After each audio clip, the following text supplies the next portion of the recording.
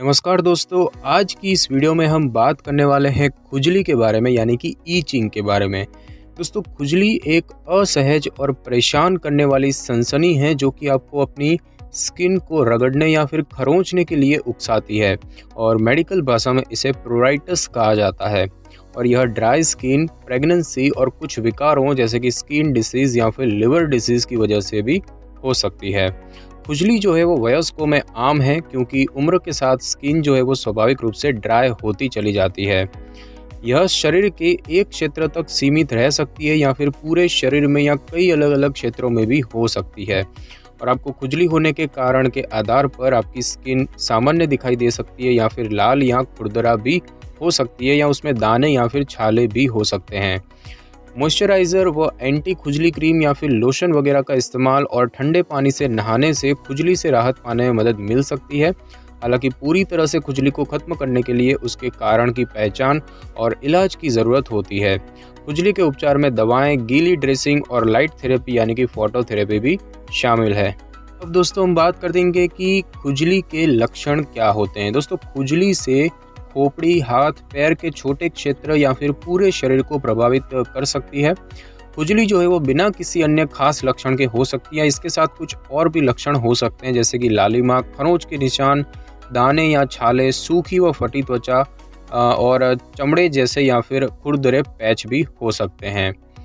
और सूखी त्वचा जो है वो खुजली का एक सामान्य कारण है। रूखी त्वचा को खुजलाने से उसमें खरोंच भी आ सकती है और आमतौर पर पूरे शरीर में होने वाली खुजली किसी मेडिकल समस्या का संकेत हो सकती है जैसे कि लीवर रोग वगैरह।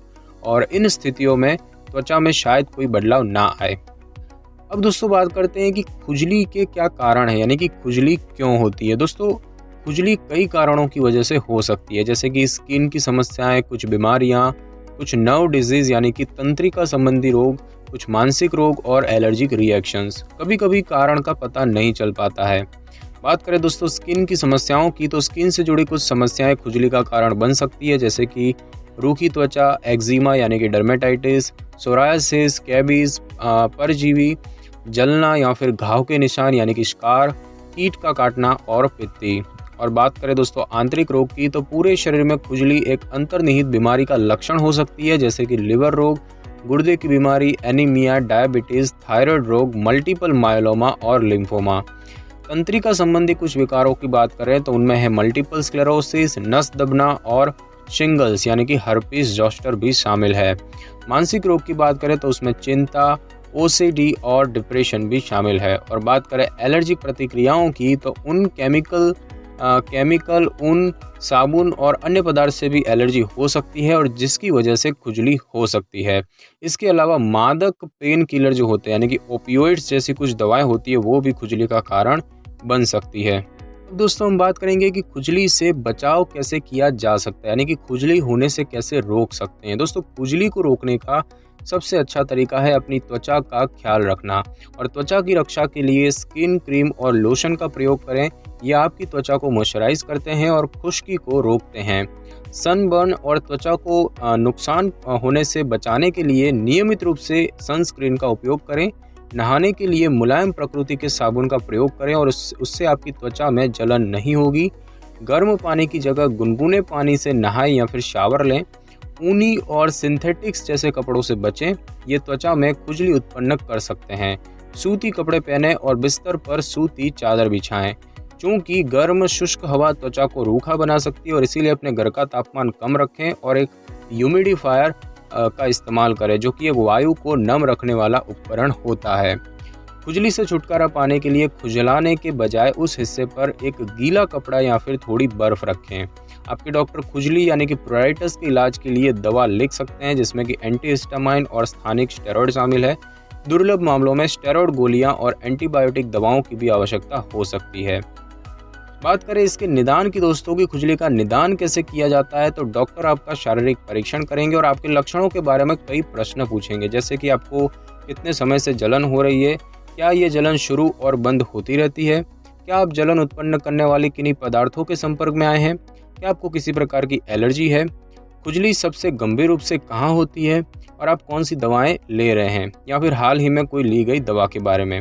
अगर डॉक्टर आपके उत्तरों और शारीरिक परीक्षण से आपकी खुजली के कारण को निर्धारित नहीं कर पाते हैं तो आपको और भी परीक्षण कराने की आवश्यकता पड़ सकती है। और इन परीक्षणों की बात करें तो उसमें है सबसे पहले तो रक्त परीक्षण यानी कि ब्लड टेस्ट, जो कि अंतर्निहित स्थिति का संकेत कर सकते हैं। थायराइड के कार्यों का परीक्षण करने के लिए थायराइड टेस्ट जो होता है, जो कि थायराइड की समस्याओं का पता लगा सकता है। बात करें त्वचा के परीक्षण की, तो इस परीक्षण के द्वारा यह निर्धारित किया जाता है कि आपको किसी वस्तु से एलर्जी के परिणाम स्वरूप ये प्रतिक्रिया हो रही है या फिर नहीं। और आपकी त्वचा की स्क्रैपिंग या फिर बायोप्सी भी की जा सकती है। दोस्तों, स्क्रैपिंग या बायोप्सी यह निर्धारित कर सकता है कि आपको इन्फेक्शन है या फिर नहीं। और एक बार जब डॉक्टर को आपकी खुजली का कारण पता चल जाता है तो आपका इलाज किया जा सकता है। और यदि खुजली का कारण एक बीमारी या फिर इन्फेक्शन है तो आपके चिकित्सक अंतर्निहित समस्या के लिए सर्वोत्तम उपचार का सुझाव देंगे। और यदि कारण त्वचा पर है तो आपके लिए एक क्रीम लिखी जा सकती है जो कि खुजली से आराम दिलाने में सहायता करेगी। अब दोस्तों, हम बात करेंगे खुजली के इलाज की, यानी कि इसका इलाज किस तरीके से किया जा सकता है। दोस्तों, खुजली का इलाज करने के लिए पहले खुजली होने का कारण का पता लगाया जाता है।